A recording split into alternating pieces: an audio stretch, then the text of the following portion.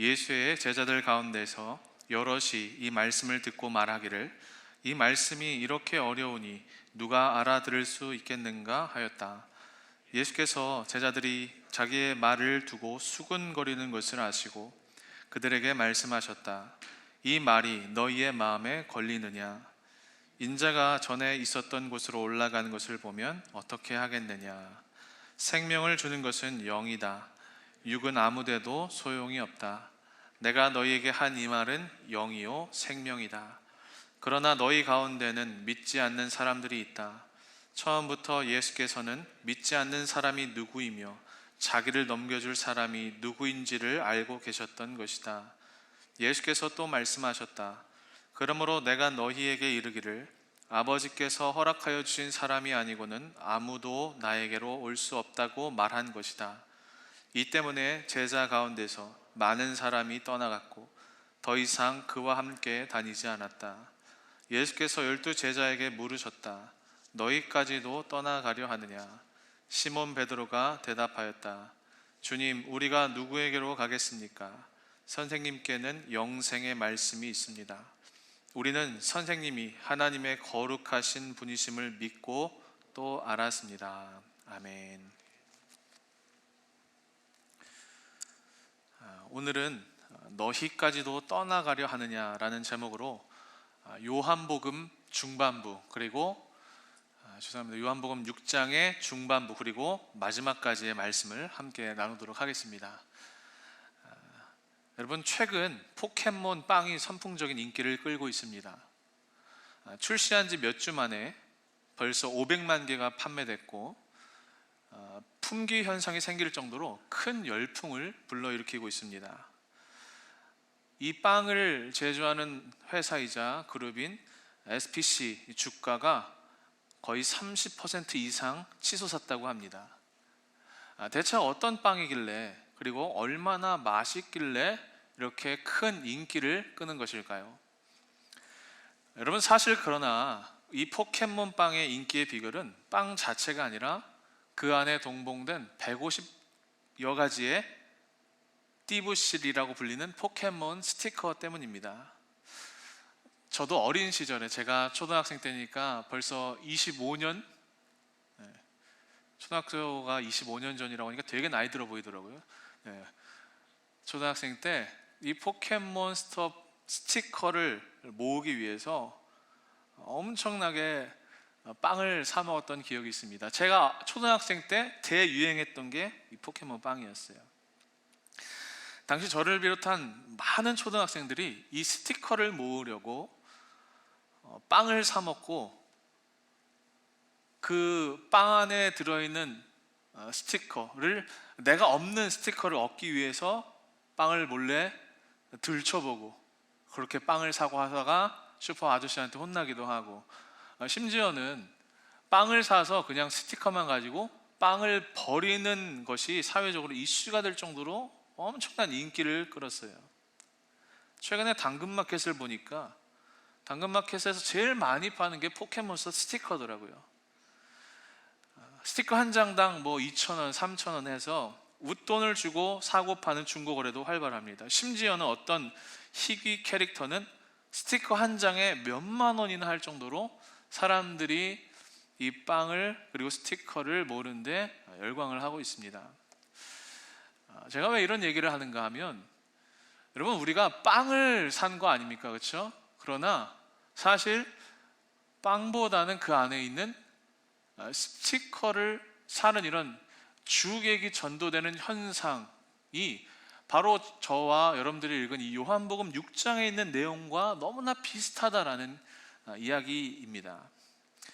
오늘 말씀 요한복음 6장 중반부 그리고 후반부에 있는 말씀은요, 상당히 긴 본문인데, 지난 시간 요한복음 6장 초반부에 오병이어 사건을 나누면서 이야기를 시작해 볼까 해요.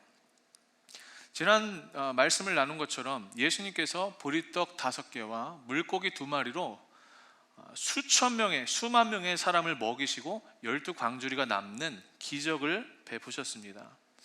그러나 이 사건의 본질은 예수님께서 그 사람들의 육체적인 필요를 채우신 것이라기보다 그들에게 영의 양식을 채워주신 것에 있었습니다.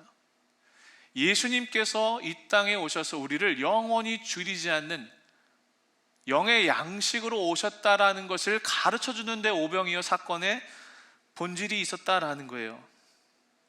그런데 이렇게 육의 양식뿐만 아니라 우리에게 영의 양식까지도 먹여주신 사건인 그 요한복음 6장의 결론, 마지막 부분은 이렇게 끝납니다.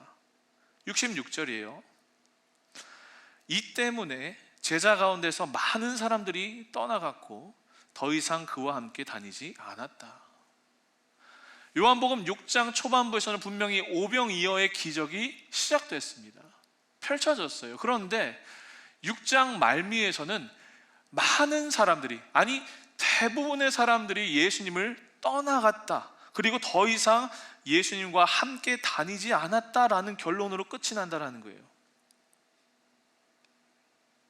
도대체 어떤 일이 있었던 걸까요? 이 사이에 무슨 일이 있었길래 사람들이 이런 기적을 보고도 다 떠나간 것일까요? 오병이어의 기적을 보고 수많은 사람들이 환호했습니다. 기적이 펼쳐졌으니까. 그런 기적을 경험하고 나서 사람들이 열광을 하기 시작했어요. 그리고 예수님에 대해서 한 일이 무엇인가 하면 예수님을 왕으로 삼으려 했어요. 왜? 예수님께서 자신들의 왕이 되면 지금 이스라엘 민족이 당하고 있는 모든 문제가 해결될 것이라고 믿었기 때문이에요. 생각해 보십시오. 그 작은 간식을 가지고 수천 명의 사람들을 먹이시는 기적을 보면서 사람들이 저 사람이라면 지금 우리 민족의, 우리 나라의 지도자가 돼서 우리가 당하고 있는 어려움을 해결해 주겠구나라는 마음으로 예수님을 왕으로 삼으려고 했다라는 거예요.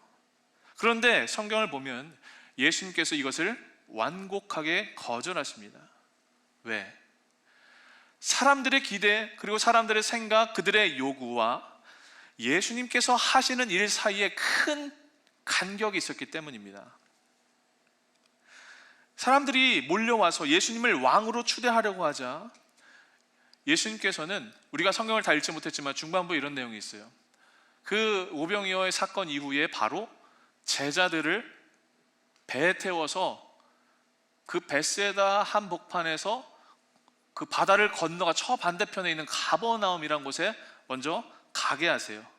그리고 예수님은 혼자 그 바다를 걸어가세요.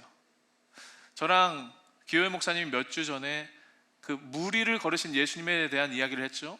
그 사건이 오병이어 이후에 나오는 거예요.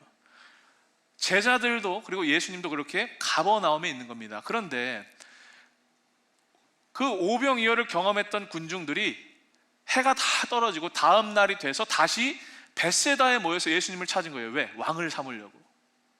그런데 예수님은 거기에 계시지 않고 이미 떠나가셨어요. 그런데 사람들이 여기서 포기를 하지 않습니다. 예수님을 찾으려고 혈안이 돼서 가버나움까지 예수님을 뒤를 쫓아서 예수님을 찾아냅니다. 열심을 냈어요.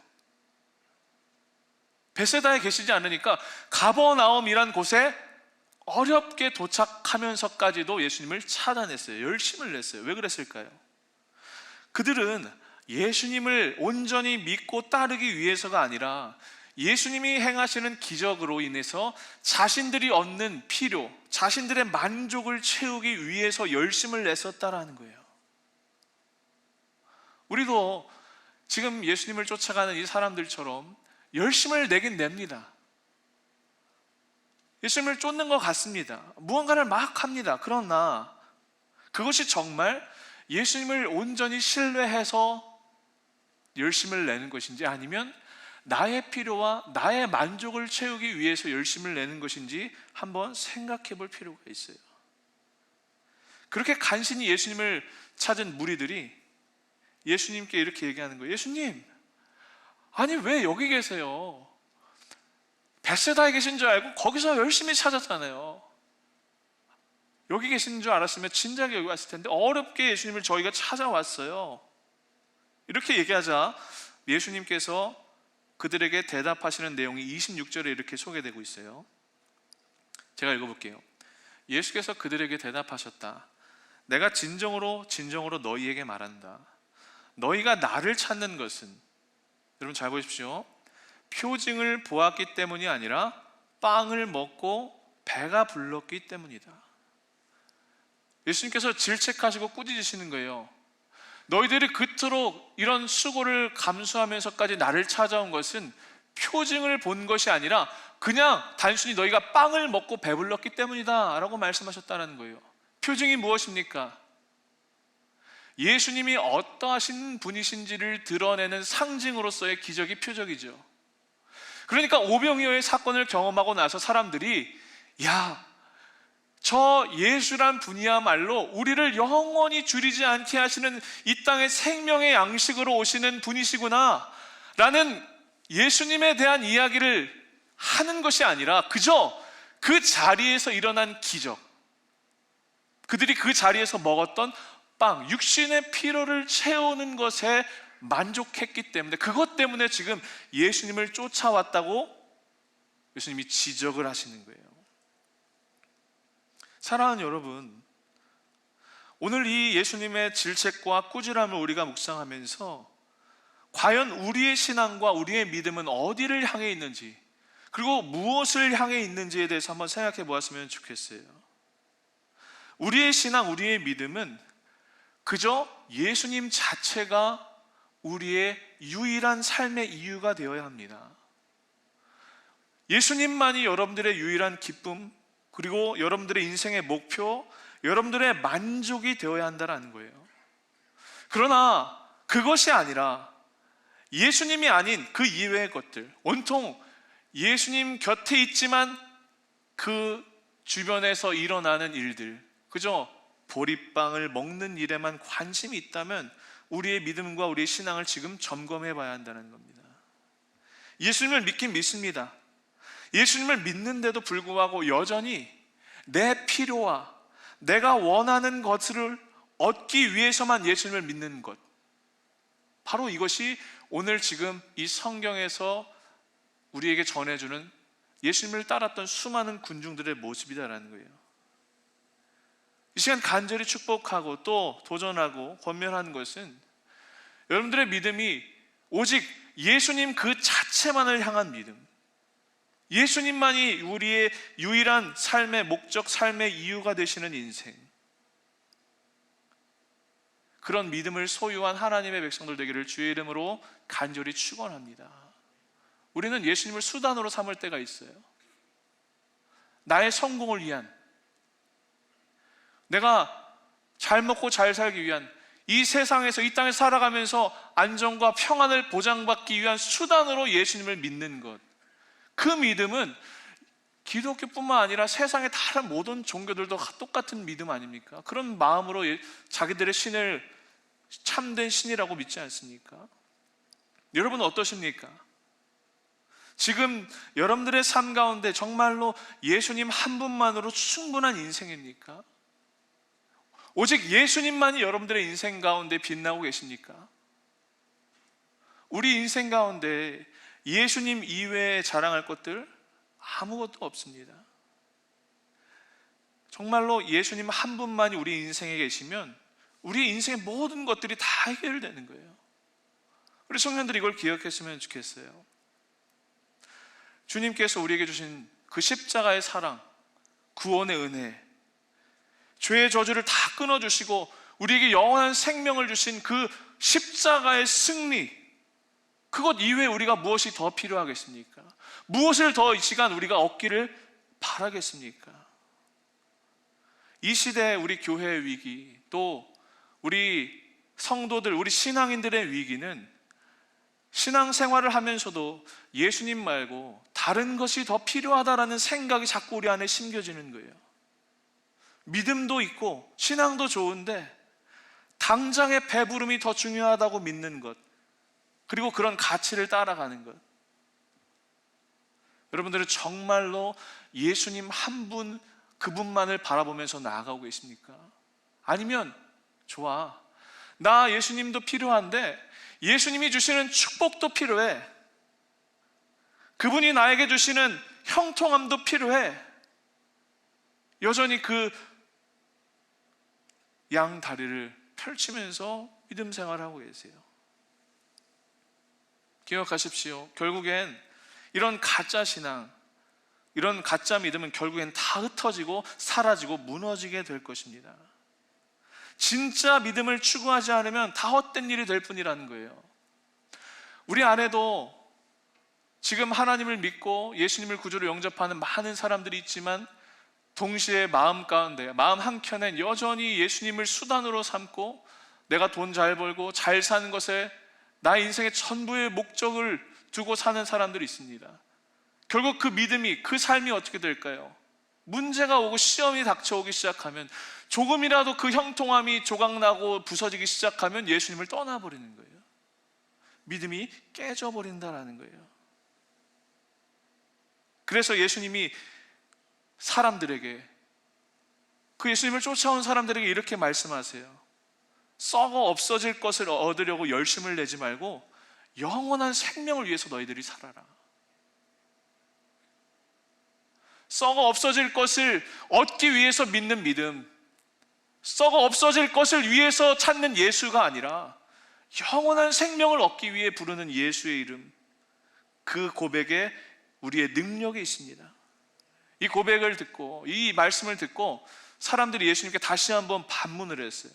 오늘 긴 본문이다 보니까 제가 성경 구절을 하나하나를 읽지 못하고 소개해드리지 못하는 거 양해해 주세요. 제가 요약해서 설명해 드리는 거예요. 사람들이 물어봤어요. 자, 좋습니다 예수님, 그러면 제가 무엇을 해야 하나님의 일을 하는 것입니까? 무엇이 하나님의 일입니까? 라고 질문을 했어요. 그랬더니 예수님께서 29절에서 이렇게 대답하십니다. 예수께서 그들에게 대답하셨다. 하나님께서 보내신 일을 믿는 것이 곧 하나님의 일이다. 다시 한번 읽어드릴게요. 예수께서 그들에게 대답하셨다.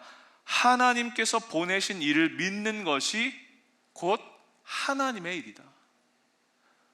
예수님 말씀하신 거예요. 하나님이 보내신 이, 그분이 누구시죠? 예수님이시죠. 예수님을 믿는 것이 하나님의 일이다 라는 거예요. 사람들이 예수님께 질문을 할 때 하나님의 일이 무엇입니까? 라고 물어봤을 때 정확한 표현으로는 그 하나님의 일들이 무엇입니까? 입니다. 복수입니다. 우리도 그렇지 않습니까? 우리가 하나님을 위해서 이런 일도 하고 저런 일도 하고 저런 일도 해야 우리가 하나님의 일을 하고 하나님이 그런 축복과 응답을 해주신다라고 우리가 믿어요. 그러나 예수님은 분명히 한 가지를 말씀하셨어요. 그것이 무엇입니까? 예수님을 믿는 것이 우리가 할 일이다라는 거예요. 지금도 우리는 자꾸 무언가를 우리가 해야, 일을 해야 하나님이 기쁘시게 할 수 있다라고 착각해요. 우리 인간 안에 깊게 뿌리 박힌 우리 행위의 이 수고를 통해서 구원받으려고 하는 우리 죄성이 우리 안에 내재 있기 때문이에요. 그러나 기억하십시오. 분명히 우리가 하나님을 기쁘시게 하는 것은 오직 예수 그리스도를 온전히 믿는 믿음뿐이다라는 거예요. 이 말은 뭡니까? 하나님은 지금도 우리에게 다른 것을 원하시는 것이 아니라 여러분들 한 사람 한 사람의 믿음을 원하신다라는 거예요. 성경이 이렇게 기록하고 있어요. 믿음이 없이는 하나님을 기쁘시게 못하나니. 이 말이 어떤 의미일까요? 하나님을 기쁘시게 하는 길은 단 한 가지, 오직 우리가 주님 앞에 온전한 믿음을 갖는 것, 믿음을 드리는 것이다라는 거예요. 지금도 내가 무엇을 해야 하나님이 기뻐하실까? 내가 이러이러한 봉사를 해야 하나님이 기뻐하시나? 내가 이만큼 수고해야 하나님이 나를 인정해 주시나? 이런 신앙에서 벗어나서 그것보다 더 중요한 이 믿음의 본질, 하나님을 온전히 신뢰하는 것을 더욱더 중요하게 여기시는 여러분들 되시기를 주의 이름으로 간절히 축원합니다. 지금 우리에게 필요한 것은 다른 것이 아닙니다. 오직 믿음입니다. 여러분, 믿음을 소유하십시오. 결국엔 이 믿는 사람들이 승리합니다. 여러분들에게 지금 어떤 환경이나 여러분들에게 재능, 또 어떤 사람들의 관계, 배경 이런 것이 부족한 것이 아니에요. 믿음이 부족하다라는 것을 깨달아야 돼요. 믿음을 가지세요. 믿음을 소유하세요. 믿음을 붙드세요. 여러분들이 온전한 믿음을 소유하기 시작하면 어떤 일이 펼쳐지는가? 예수님께서 우리에게 베푸시는 그 영원한 생명이 여러분들의 생명으로 하나가 되는 역사가 일어나는 거예요. 믿음이 바로 그것입니다. 여러분들 안에 능력이 부족하세요? 하나님 앞에 영광을 돌리고 싶은데 여러분들의 환경이 받쳐주지 않으세요? 내가 능력을 쌓는 게 아니다라는 거예요. 믿음을 가지시라는 거예요. 그러면 주님의 능력이 나의 능력이 되는 거예요. 비전이 없으세요? 무엇을 해야 될지 모르겠으세요? 그때 내가 뭘 해야 되지? 세상을 돌아다니면서 다른 어떤 노력을 하는 게 아니라 믿음을 먼저 가지시라는 거예요. 그러면 우리가 찬양으로 고백하는 것처럼 이런 역사가 나는 거예요. 하나님의 비전이 나의 비전이 되는 거예요. 믿음은 예수님과 나를 하나로 만들어주는 유일한 버튼이에요. 내가 능력 쌓는 게 아니라 예수님의 능력을 믿으면 예수님 능력이 내 능력 되는 것. 이것이 참된 신앙입니다. 여러분 믿으십시오. 먼저 주님을 온전히 믿으십시오. 그리고 또 하나 당부하고 싶은 게 있어요. 여러분 먼저는 예수님을 온전히 믿으시되 또 여러분들 주변에 있는 사람들을 향해서 여러분 누군가를 믿어주시길 바라요. 믿어주세요. 누군가 부족한 모습이 보입니까? 믿어주세요. 이 앞에 서 있는 제가 부족해 보이십니까? 목사님이 뭔가 마음에 안 드세요? 목사님을 믿어주세요. 저도 마찬가지예요. 여러분들을, 청년들을 믿어주는 목사가 되고 싶어요. 사역을 하면서도 여러분들의 관계, 어떤 삶의 일들 속에서 믿어주세요. 그 믿어주는 것을 통해서 하나님의 일들이 일어난다는 거예요. 자, 이거 첫 번째 메시지였어요. 예수님의 이런 말씀을 듣고 사람들이 여전히 예수님의 이 명쾌한 해답을 체득하지가 못하고 이해하지를 못합니다. 그래서 예수님께 이런 무리한 요구를 해요. 예수님, 당신이 정말로 이 세상에 오신 생명의 빵이라면 그것을 믿을 수 있는 표징을 보여주십시오. 기적을 보여달라고 다시 요청해요. 예수님이 거기다 대고 다시 말씀하세요. 내가 하늘에서 내려온 생명의 빵이다. 하나님이 보내신 사람이다. 나를 말미암은 사람들은 결코 배고프지 아니할 것이다. 이 말을 들은 무리들이 다시 이렇게 또 대답해요. 그 생명의 빵, 한 번 먹으면 배고프지 않는 빵이 있다고? 그 빵을 어디서 얻을 수 있는지 쉽게 달라고 요구를 해요. 마치 그 우물가에 앉아 있었던 여인과 똑같은 대답을 했죠. 예수님이 여인에게 이렇게 말씀하셨죠. 내가 주는 물을 마시는 자는 영원히 목마르지 아니할 것이다. 그랬더니 여인이 그 말이 무슨 의미인지를 정확히 이해하지 못하고 예수님께 반문했죠. 그 물이 어디 있습니까? 그 물을 알려주세요. 그러면 제가 이렇게 긴 거리를 왔다 갔다 하는 수고를 하지 않아도 될 것 같습니다 라는 대답을 했죠. 마찬가지인 거예요. 지금 사람들이 예수님이 하시는 말을 이해하지 못하는 거예요. 이렇게 이해하지 못하는 사람들, 무리들을 보면서 예수님이 이렇게 말씀하세요. 하나님이 그것을 알려주시지 않으면 너희들이 결코 이해할 수 없다 라고 말씀하시는 거예요. 그러자 이 말을 들은 사람들이 이제 본격적으로 예수님에 대한 네거티브한 이야기들을 막 쏟아놓습니다. 그들이 속으로 한 이야기인지 아니면 입으로 내뱉은 말인지 서로 한 이야기인지는 모르겠는데 여러분 잘 보세요. 지금부터 사람들이 얼마나 예수님에 대해서 수근거리는지 제가 요약해서 여러분들께 말씀드릴게요. 41절 42절이에요. 유대인들은 예수께서 내가 하늘에서 내려온 빵이다 하고 말씀하셨으므로 그분을 두고 수근거리면서 말하였다. 이 사람은 요셉의 아들 예수가 아닌가? 그의 부모를 우리가 알지 않는가? 그런데 이 사람이 어떻게 하늘에서 내려왔다고 하는가? 서로 막 이야기를 하는 거예요. 저 예수라는 사람은 이상한 사람이다. 수군거리기 시작한 거예요. 이뿐만이 아닙니다. 52절에 가보시죠. 또 이렇게 수군거려요. 그러자 유대 사람들은 서로 논란을 하면서 말하였다. 이 사람이 어떻게 우리에게 자기 살을 먹으라고 줄 수 있을까? 여기서 끝이 아닙니다. 또 있습니다. 60절 말씀에 이렇게 이야기하고 있어요. 예수의 제자들 가운데서, 여기서 이 제자들이란 우리가 아는 12제자가 아니라 예수님을 따랐던 수많은 무리들을 의미하는 거예요. 그 사람들이 여럿이 이 말씀을 듣고 말하기를, 이 말씀이 이렇게 어려우니 누가 알아들을 수 있겠는가 하였다. 제가 이 말씀을 보면 참 위로를 얻었어요. 예수님이 말씀하셔도 이 말씀 어려운데 누가 알아들을 수 있나, 이런 말을 하는 사람들도 있구나. 설교의 부담감이 사라지더라고요. 자, 보십시오. 지금 41절, 42절, 52절, 60절 계속해서 성경에서 이 사람들의 수군거림을 우리에게 전해주고 있습니다.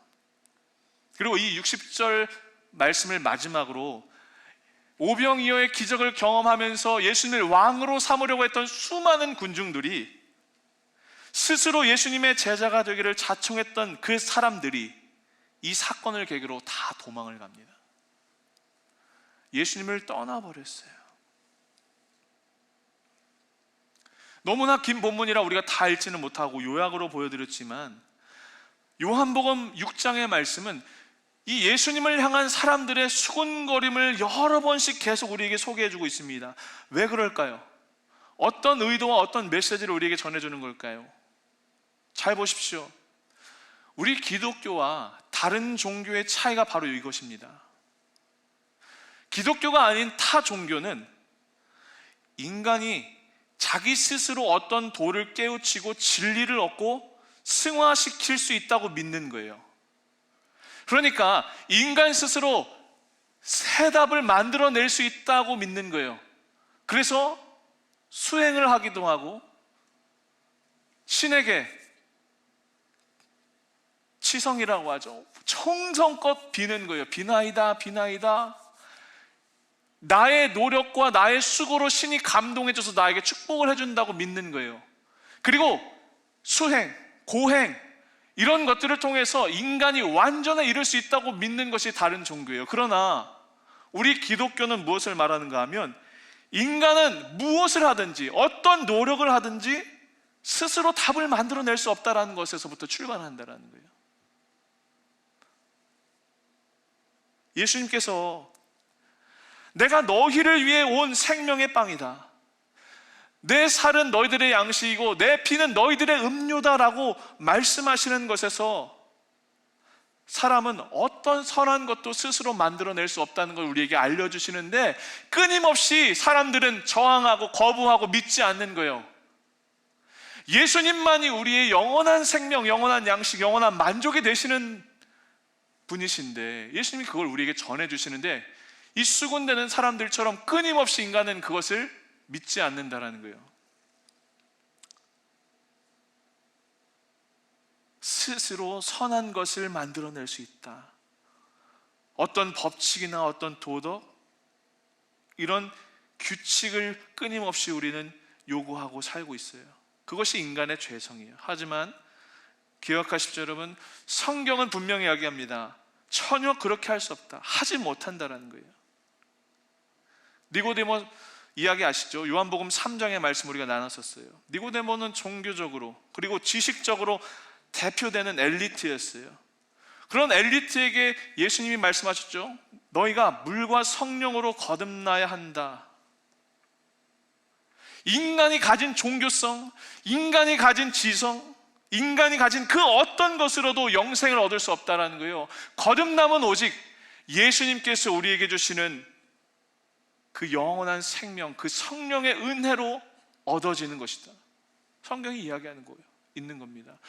건너가서 요한복음 5장에 38년 된 병자 이야기를 여러분 기억하시죠? 이 38해라는 긴 세월은 인간이 아무리 노력하고 아무리 수고해도 스스로 인간의 깊은 그 스스로의 문제, 영혼의 문제를 해결할 수 없다라는 거예요. 그래서 예수님이 이 땅에 오셔서 십자가에서 달려 돌아가셨어요. 우리의 죄의 문제를 위해서. 인간 스스로 만들어낼 수 없는 인생의 해답을 주님께서 우리에게 주시기 위해서 우리에게 길과 진리와 생명으로 오셔서 십자가에서 우리를 구원해 주신 것이다라는 거예요. 사랑하는 여러분, 예수님께서 결국 우리에게 주셨던 것은 생명의 양식입니다. 그러나 우리는 지금도 그 예수님을 믿으면서도 여전히 이 요한복음 6장에 있는 사람들처럼 예수님을 온전히 믿지 못하면서 수근거려요. 그 오병이어의 기적을 경험하고 나서 생명의 떡을 주실 수 있는 분은 오직 예수님밖에 없다는 것을 분명히 우리에게 알려주셨는데, 우리는 여전히 그 예수님을 믿는 믿음을 중요하게 생각하는 것이 아니라 떡을 먹는 재미로, 빵을 먹는 재미로 예수님을 믿고 있을 수도 있다는 거예요. 스티커를 모으는 재미로 빵을 사는 것처럼 예수님을 믿긴 믿는데 그 자체가 아니라 그 이외의 것들, 그것 때문에 우리가 교회에 나와서 예배드리고 있는 건 아닌지. 지금 여러분들의 믿음의 동기는 무엇입니까? 관계를 쌓기 위한 겁니까? 큰 축복을 받기 위한 겁니까? 로또 당첨되기 위한 겁니까? 아니면 취미 생활을 위한 겁니까? 물론 그런 것들이 믿음이 연약할 때는 신앙의 출발과 동기가 될 수 있습니다. 그런 것들을 우리는 다 신앙을 시작해요. 믿음을 그렇게 소유해요. 그러나 여전히 그런 믿음과 그런 신앙에 머물러 있다면 우리가 그 요한복음 6장에서 수근거리는 사람들과 똑같다라는 거예요. 우리도 지금 그 예수님을 어떤 왕으로 우리 삶에 모시고 있는지를 살펴보기를 원합니다. 예수님께서 이렇게 말씀하셨어요. 63절에 생명을 주는 것은 영이다. 육은 아무데도 소용이 없다. 내가 너희에게 한 이 말은 영이요 생명이다. 예수님 말씀이 무엇이죠? 내가 너희에게 주는 것은 영이야, 생명이야. 예수님이 여러분들을 바라보시면서 가장 관심 있는 것은 여러분들 다른 어떤 육신적인 빵을 얻는 게 아니다라는 거예요. 여러분들의 생명, 여러분들의 영혼에 관한 이야기를 주님께서는 하고 싶다는 거예요. 그리고 여러분들 인생의 한복판에 지금도 말씀을 통해서 여러분들을 비집고 들어가시는 거예요. 너의 영혼을 위해서 내가 왔다. 너의 영원한 삶을 위해서 내가 십자가를 졌다. 우리 영혼에 대한 이야기를 해보자. 생명에 관한 이야기를 해보자. 주님이 말씀하시는 거예요. 그러나 우리의 마음은 어떻습니까?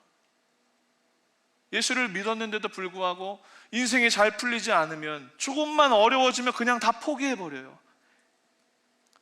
작은 유혹과 작은 시험에 다 무너져 버립니다. 예수님 믿는다고 우리 인생이 잘 풀리는 것도 아니에요. 여러분들 예수님 믿는다고 갑자기 막 지혜가 샘솟는 것 아니에요. 내가 시험을 보면서 찍었던 문제들이 다 맞는 그런 형통함을 얻는 것도 아니에요. 물론 하나님께서 우리에게 그런 역사와 은혜를 때로는 허락해 주시기도 하지만 그것이 보편적인 은혜가 아니다라는 거예요. 말씀을 맞춰가요. 오병이어의 기적을 체험했어요. 수많은 무리들이 따랐어요. 그러나 예수님께서 말씀하시는 이 영에 관한 이야기를 듣고 수많은 사람들이 실망하면서 떠나갔어요. 다 떠났어요. 이제 최후로 예수님 곁에 남아있는 사람들은 우리가 아는 12 제자들 뿐이었어요. 주님께서 그 나머지 12명의 제자들에게 이렇게 물어보십니다. 67절 말씀이에요. 예수께서 12 제자에게 물으셨다. 너희까지도 떠나가려 하느냐? 오늘 말씀의 제목이죠. 사람들 다 떠나가는 거 너희들 봤지? 너희들까지도 이제 떠날 거니? 물어보셨다라는 거예요. 그러자 예수님의 제자 중에 제자였던 시몬 베드로가 이렇게 대답합니다. 68절 말씀이에요.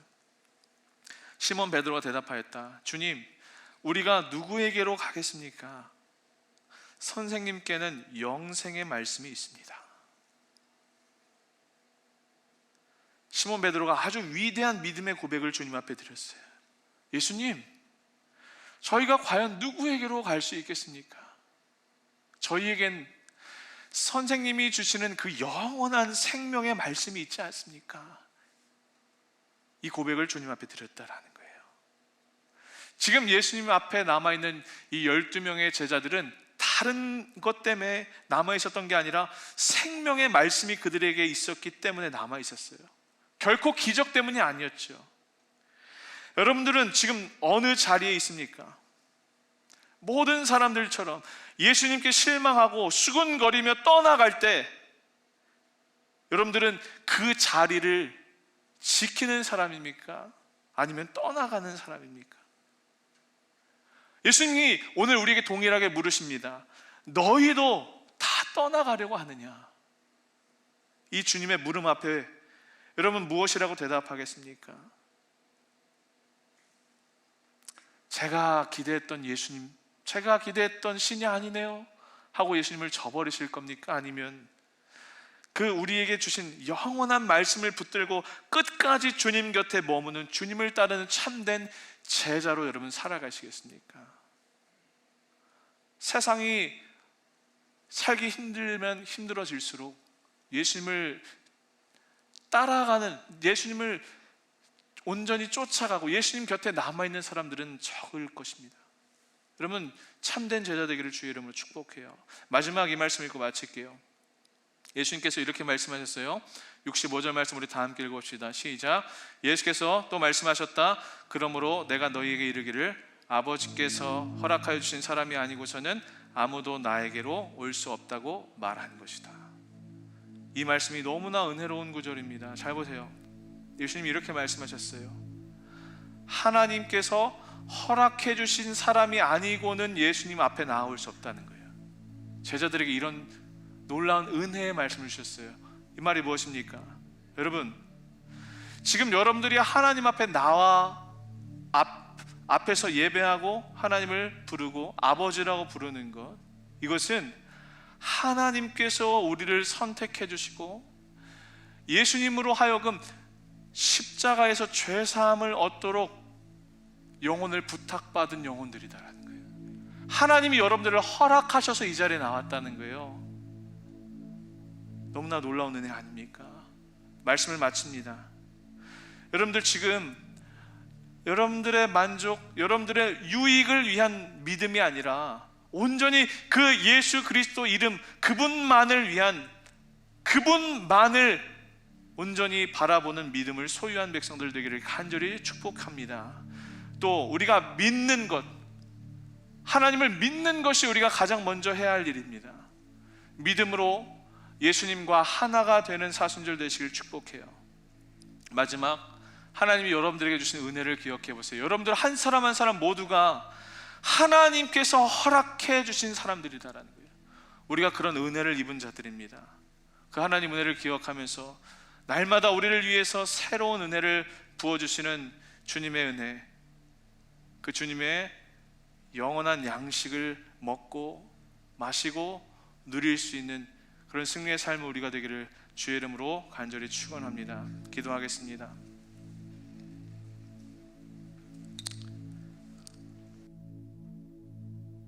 사랑하는 주님, 너희까지도 나를 떠나려고 하느냐 물으시는 그 주님의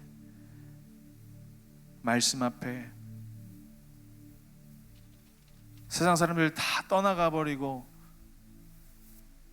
상황이 또 환경이 내 주변에 일어나는 일들이 결코 예수님을 믿을 수 없는, 이해할 수 없는 일들이 펼쳐지기 때문에 예수님을 저버리고 우리도 그런 상황에 휩쓸려서 예수님을 포기하고 싶은 이 상황 가운데서 그 12명의 제자들처럼 그렇습니다. 주님, 우리에게 주신 영원한 양식의, 그 영원한 생명의 양식의 말씀이 있기 때문에 우리가 주님을 끝까지 따르겠습니다 라고 고백하는 우리가 될 수 있도록 주님 함께하여 주옵소서. 우리의 믿음을 새롭게 해주시길 원합니다. 더 이상 빵을 먹은 고로 예수님을 따르는 인생이 아니라 예수님이 우리의 인생의 유일한 목적이심을 알기에 예수님을 따르는 인생들 되어서 주님과 영원히 사는 생명의 양식을 우리 가운데 허락하여 주옵소서. 감사하며 예수님 이름으로 기도합니다. 오늘 주신 말씀 기억하며 함께 찬양하기를 원합니다. 우리 자리에서 일어나서 말씀 앞에 결단하며 고백합시다.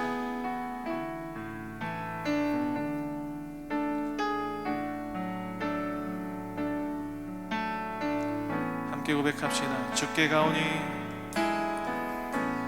주께 가오니 날 새롭게 하시고 주의 은혜를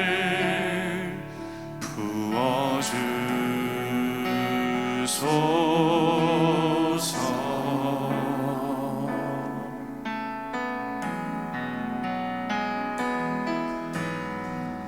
내 안에 발견한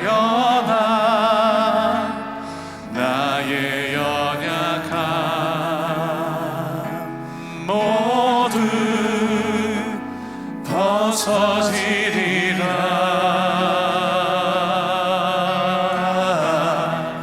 주의 사랑으로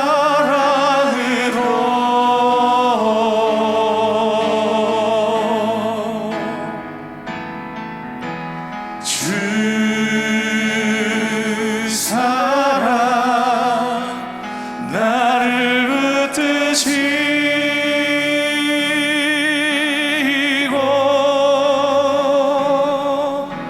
주 곁에 나를 이끄소서.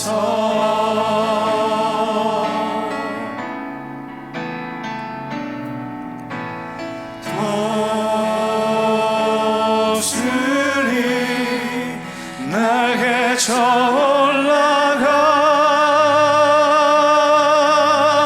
올라가듯 나 주님과 함께 일어나 걸으리.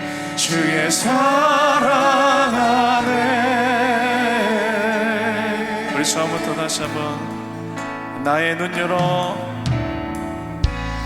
나의 눈 열어 주를 보게 하시고 주의 사랑을 알게 하소서. 알게 하소서.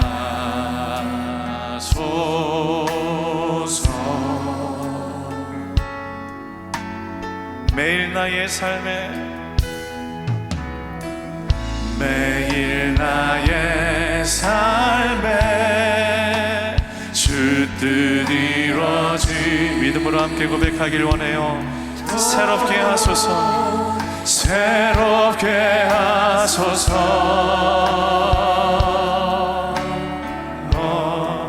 주의 사랑으로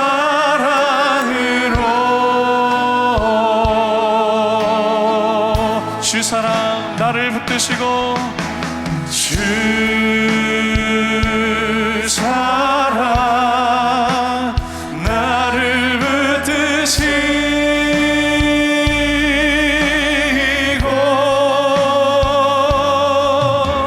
주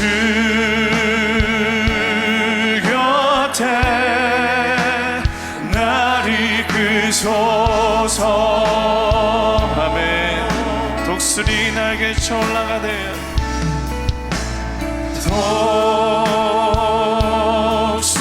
독수리 날개쳐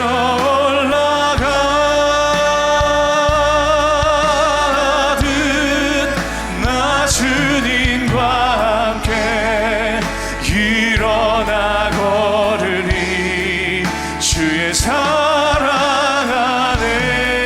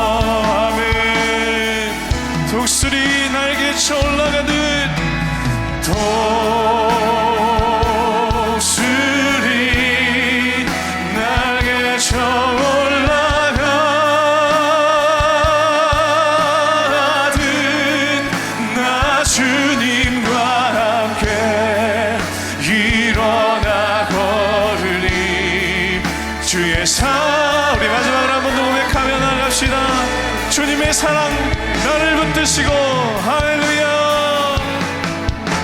주 사랑 나를 붙드시고 주 곁에 주 곁에 날 이끄소서.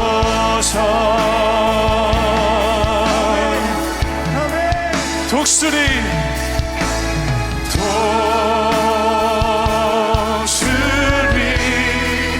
날개쳐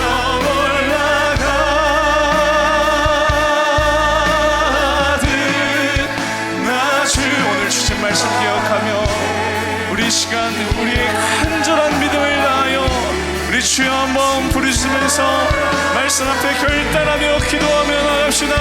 우리 영원한 생명의 양식 되신 주님의 이름을 부릅시다. 주여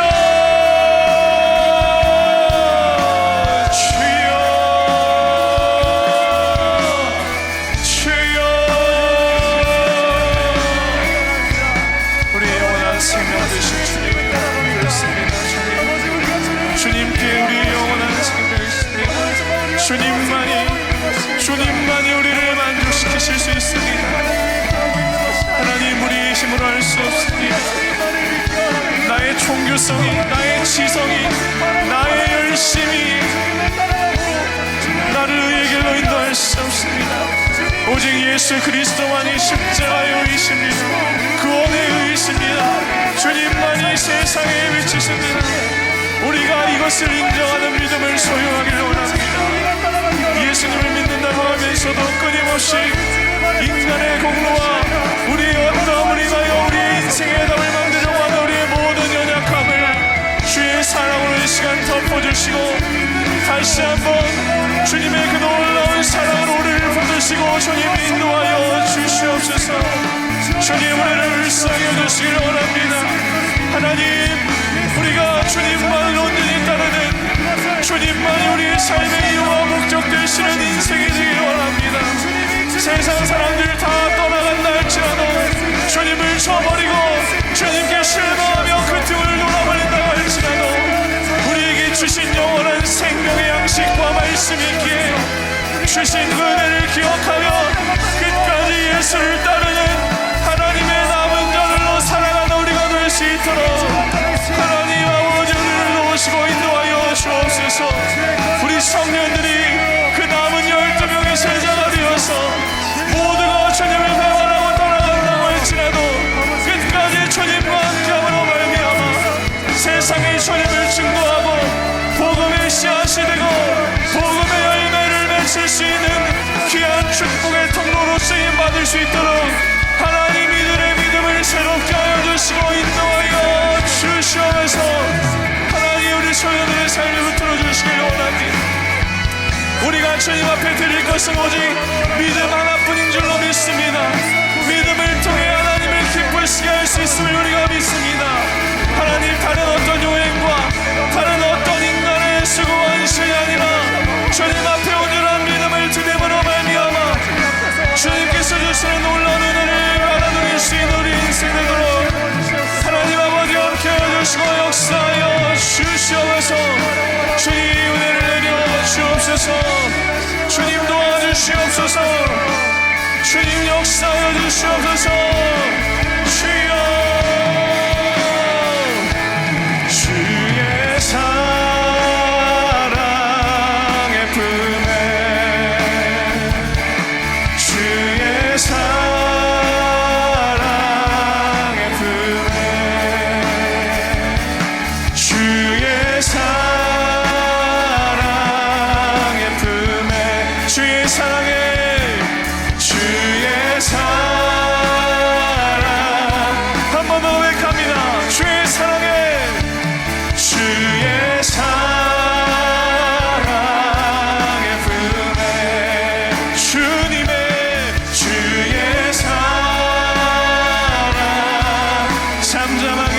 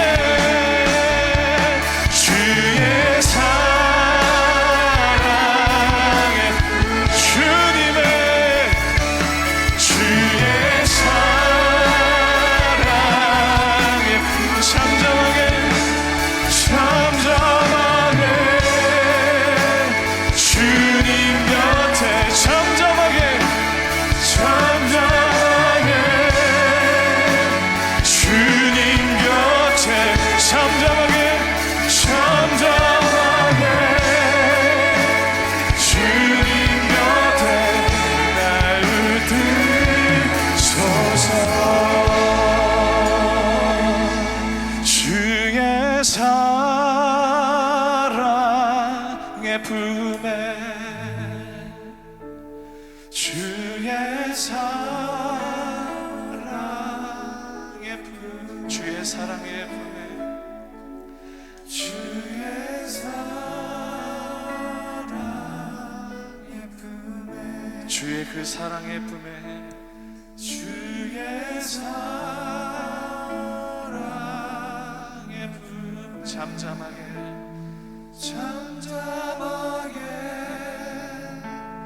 주님 곁에 잠잠하게 주님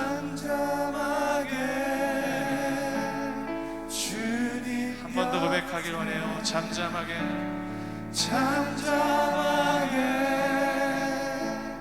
주님 곁에 날 붙드소서. 사랑하는 주님,